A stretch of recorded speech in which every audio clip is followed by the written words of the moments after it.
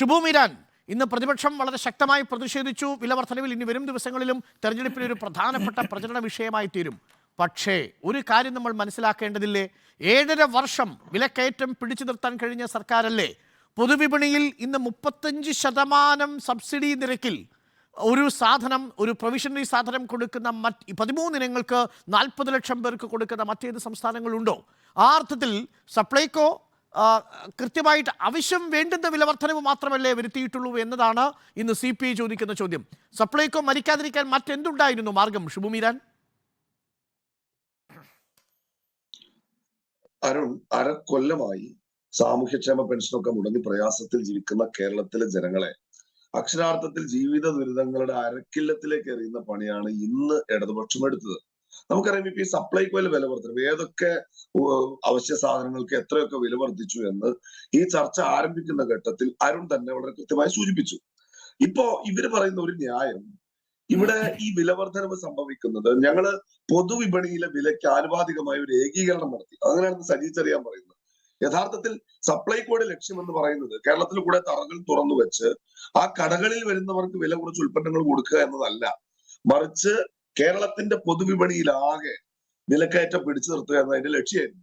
ഇപ്പോ നമ്മൾ കൃത്യമായി മനസ്സിലാക്കുന്നു, 2016 കേരളത്തിൽ ഇടതുപക്ഷ ഗവൺമെന്റ് അധികാരത്തിൽ വരുമ്പോ ഈ ഉൽപ്പന്നങ്ങൾക്ക് പൊതുവിപണിയിൽ ഉണ്ടായിരുന്ന വിലയേക്കാൾ വൻതോതിലുള്ള വർധനവ് ഈ 8 സപ്ലൈകോ അതിന്റെ ലക്ഷ്യത്തിൽ ആദ്യഘട്ടത്തിൽ തന്നെ പരാജയപ്പെട്ടു. പൊതുവിപണിയിൽ വലിയ വിലക്കയറ്റം ഉണ്ടായി.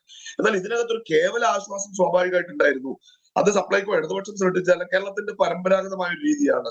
കേരളം അതിശക്തമായ പൊതുവിതരണ സമ്പ്രദായം പതിറ്റാണ്ടുകൾക്ക് മുൻപേ രൂപപ്പെടുത്തിയെടുത്ത ഒരു സംസ്ഥാനം കൂടിയാണ്. എന്നാൽ ഇപ്പൊ എന്താ സംഭവിക്കുന്നത്? ഇപ്പൊ നമ്മൾ ആ സബ്സിഡി കുറയ്ക്കുന്നു, വിലക്കയറ്റം ഉണ്ടാവുന്നു. നമ്മൾ ആവർത്തിച്ച് പറഞ്ഞുകൊണ്ടിരിക്കുകയാണ്, കേന്ദ്ര ഗവൺമെന്റ് നമ്മളെ സാമ്പത്തികമായി പ്രയാസപ്പെടുത്തുന്നു.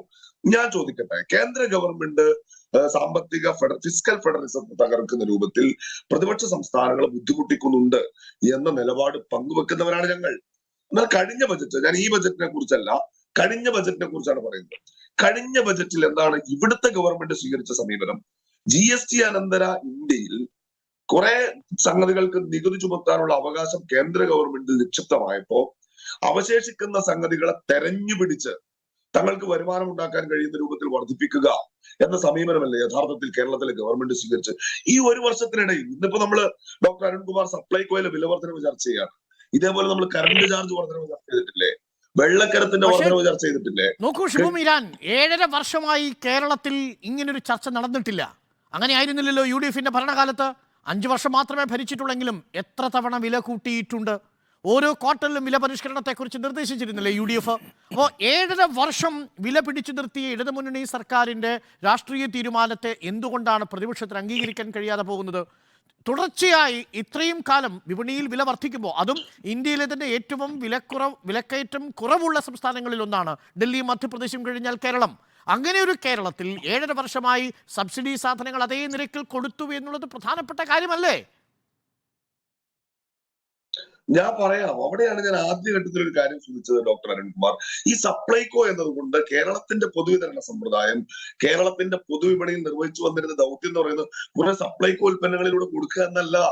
ആനുപാതികമായി പൊതുവിപണിയിൽ വിലവർധന ഉണ്ടായിട്ടില്ല എന്ന് ഡോക്ടർ അരുൺകുമാറിന് പറയാൻ കഴിയും. 2016 നമ്മൾ എത്ര രൂപയ്ക്ക് അരി വാങ്ങിയത്? ഇപ്പൊ എത്ര രൂപ പൊതുവിപണിയിൽ അരിയുടെ വില?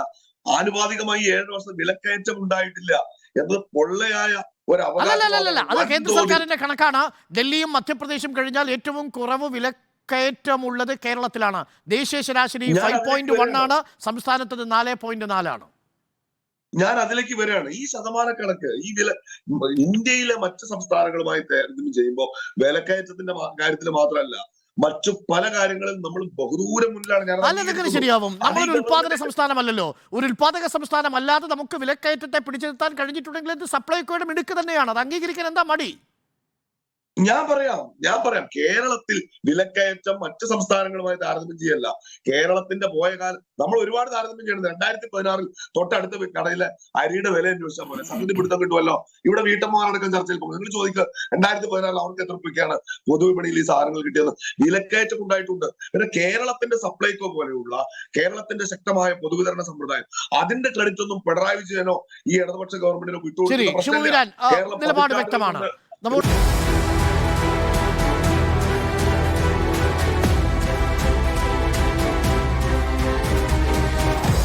debate with Arun Kumar